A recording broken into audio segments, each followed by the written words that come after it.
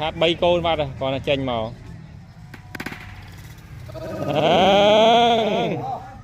con anh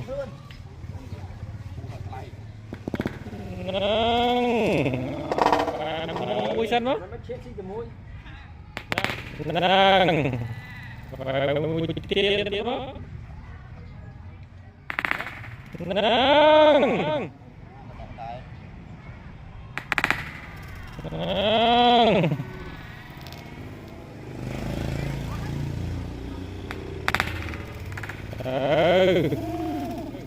quay món rồi giờ đòn câu nữa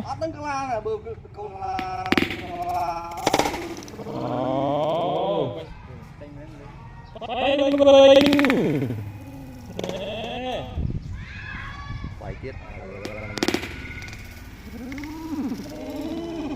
đồ tao mùi vậy mà chua đâu mơ đó mơ mùi xong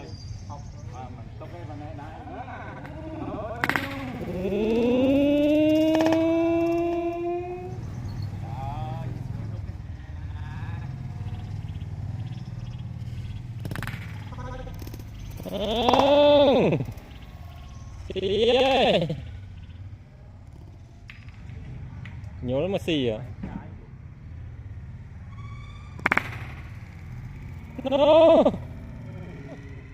cái mũi tiết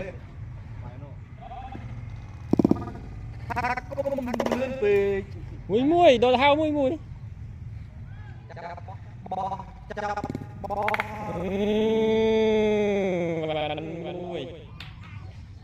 vậy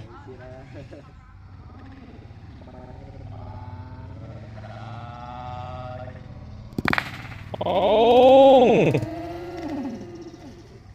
này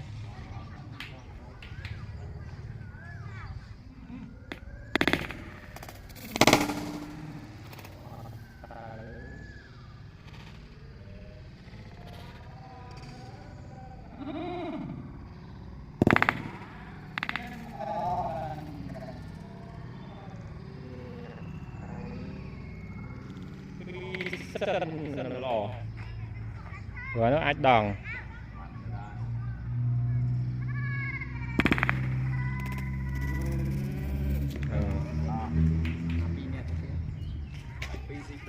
PCP